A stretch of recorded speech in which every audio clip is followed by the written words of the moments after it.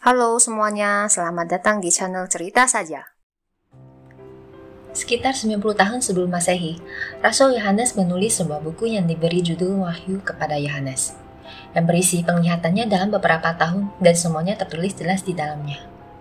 Rupanya, entah kenapa sesudah Yesus meninggal dunia, Rasul Yohanes melihat banyak penglihatan. Dan akhirnya dia mengerti, penglihatan ini adalah hal-hal yang akan terjadi pada masa depan. Menurut isi dari buku ini, suatu hari di masa depan, 7 meterai akan terbuka. Kemudian akan muncul 7 malaikat meniup terompet sangkakala untuk menandai kerangkaian kejadian pada akhir zaman. Yang perlu diperhatikan, Wahyu kepada Yohanes bukanlah sebuah buku yang berisi tentang hari kiamat, tetapi adalah sebuah buku yang berisi tentang dunia akan bangkit kembali setelah dilanda bencana besar. Di bagian kedua Wahyu kepada Yohanes tercatat, pada suatu hari di masa depan akan muncul sebuah petanda. Seorang wanita akan muncul, tubuhnya dibungkus dengan matahari dan menapak bulan, dan memakai mahkota yang terbuat dari 12 bintang. Dan setelah 1400 tahun kemudian, seorang petani miskin Aztec di Meksiko pada saat menunjuk tempat kerjanya, tempat petanda yang seperti tercatat di Wahyu kepada Yohanes. Dan petanda ini tidak muncul hanya sekali. Menurut catatan, setelah petanda ini muncul keempat kalinya, pakaian petani ini dalam sekejap tercetak lukisan Bunda Maria. Setelah teknologi semakin maju, sekumpulan para ilmuwan meneliti lukisan di pakaian tersebut.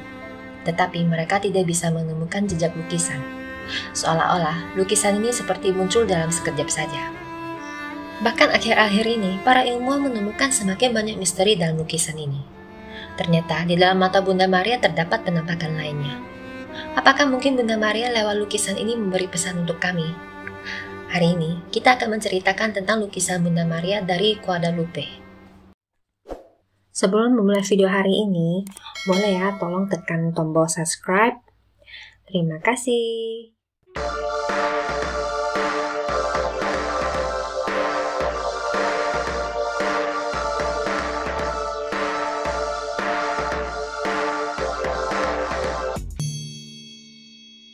Pada tahun 1474, Juan Diego lahir di Meksiko di sebuah keluarga biasa. Karena ekonomi keluarganya yang miskin, pada saat dewasa dia mulai bekerja di lahan pertanian setempat. Awalnya, dia berpikir hidupnya akan berlangsung seperti ini sampai pada akhir. Sampai pada tahun 1531, tanggal 9 Desember, seperti biasa Juan berangkat ke tempat kerjanya.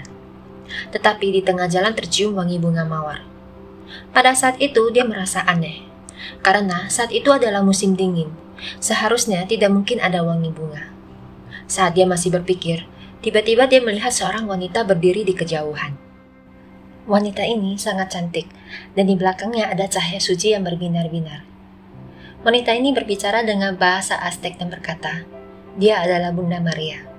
Mulai saat ini, Juan akan menjadi utusannya untuk menyampaikan pesannya. Dan tugas pertama Juan adalah untuk memberitahu uskup setempat, Bunda Maria ingin membangun sebuah kuil di Gunung Tepeyac. Kuil ini akan menemani masyarakat miskin setempat dan memberi mereka kekuatan untuk hidup. Setelah itu, Juan dengan wajah murung berkata, saya sangat ingin membantu, tetapi saya hanya seorang petani. Bagaimana dia bisa meyakinkan uskup untuk membangun kuil tersebut? Bunda Maria dengan tersenyum menjawab, kamu harus percaya pada diri sendiri. Percaya kepada saya. Setelah Bunda Maria menghilang, Juan berlari dengan cepat ke gereja Katolik yang berada di kota Meksiko. Pada saat uskup mendengar kata Juan, dia tidak bisa mempercayainya. Karena pada saat itu membangun sebuah kuil bukanlah hal yang sangat gampang. Dan berkata kepada Juan, dia perlu bukti yang bisa membuktikan penampakan Bunda Maria. Keesokan harinya, tanggal 10 Desember, Juan berangkat ke tempat yang dia bertemu dengan Bunda Maria dan berkata kepadanya, uskup perlu sebuah tanda untuk membuktikan perkataannya. Bunda Maria menjawab, esok hari pada jam dan tempat yang sama, saya akan menjawab permintaanmu. Juan dengan hati yang sangat gembira pulang ke rumah. Tetapi setelah itu dia menerima sebuah kabar buruk. Rupanya pamannya sedang sakit keras. Juan segera ke kota mencari dokter untuk menyembuhkan pamannya. Tetapi setelah lewat 1 malam, penyakit pamannya tidak membaik. Bisa diperkirakan, saat itu Juan tidak bisa meninggalkan pamannya yang sakit keras, dan terpaksa mengingkar janjinya dengan Bunda Maria. Waktu sampai tanggal 12 Desember, penyakit paman Juan semakin kritis. Pada saat John putus asa, Bunda Maria muncul di hadapannya. Saat itu, John merasa malu dan menjelaskan kepada Bunda Maria mengapa kemarin dia tidak menepati janjinya. Bunda Maria menjawab, "Kenapa kamu tidak meminta bantuan kepada saya? Ingatlah, saya adalah ibumu. Saya akan selalu di sampingmu. Jadi apa yang perlu kamu khawatirkan? Kamu tidak perlu khawatir kondisi pamanmu. Sekarang, kamu perlu ke puncak bukit untuk memetik bunga mawar yang di sana sebagai bukti." Dalam hati, John masih bertanya, pada musim kuning bagaimana mungkin ada bunga mawar yang tumbuh? Tetapi, saat sampai di puncak bukit, dia melihat banyak bunga mawar yang bermekaran. Dia segera memetik bunga mawar dan membungkus dengan jubahnya tilma, yaitu pakaian adat suku Aztec. Setelah itu, dia membawa bunga mawar kepada uskup sebagai tanda buktinya. Pada saat dia membuka tilma, terjadi sebuah keajaiban. Bunga mawar berjatuhan ke lantai, dan detik berikutnya tilma bercahaya. Setelah pancaran sinarnya hilang, uskup melihat ada sebuah lukisan Bunda Maria muncul. Tanpa keraguan, setelah kejadian itu, uskup mulai melaksanakan pembangunan kuil di Gunung Tepeyac. Yang patut diperhatikan, penyakit Paman Juan tiba-tiba sembuh total sesuai dengan perkataan Bunda Maria. Menurut pengakuan Paman Juan, saat dia dalam keadaan sekarat, dia bertemu dengan Bunda Maria.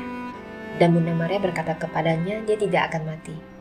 Dan tugas pada hari selanjutnya adalah menyampaikan kepada semua orang untuk menyebutnya sebagai ibu kami dari Guadalupe.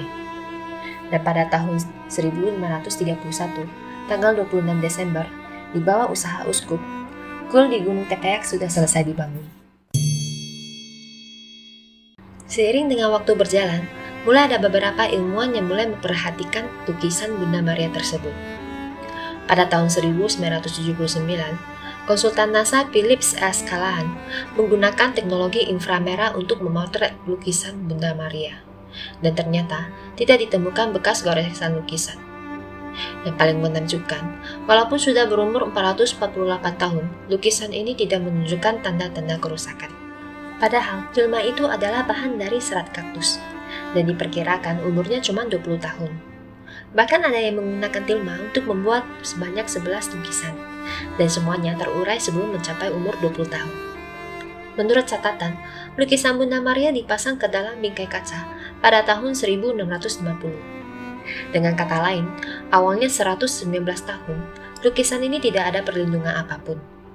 Dan ini masih bukan hal yang paling menakjubkan. Menurut para ilmuwan, yang paling menakjubkan dalam lukisan ini adalah jubah yang dipakai Bunda Maria. Dia menunjukkan susunan bintang di tahun terjadinya peristiwa tersebut. Dan sudut pandangnya bukan dari arah bumi, melainkan dari arah luar angkasa. Dan mulai dari tahun 1929, ada yang menemukan gambar seorang lelaki berjenggot di mata Bunda Maria. Dan orang-orang berasumsi dia adalah Juan Diego. Sampai pada tahun 1979, lewat peralatan digital modern, dengan pembesaran puluhan kali, mereka menemukan 13 karakter dalam mata Bunda Maria. Bahkan mata kiri dan kanannya memiliki sudut pandang yang berbeda dan sesuai dengan sudut pandang manusia. Menggambarkan 13 orang di dalam mata, hampir bisa dikatakan misi yang mustahil. Sehingga semakin banyak orang yang berpikir, lukisan Bunda Maria bukan buatan manusia. Bahkan ada seorang matematikawan menemukan kode matematika yang bisa dikombinasi menjadi sebuah musik. Selanjutnya, mari kita mendengarkan musik dari Tuhan.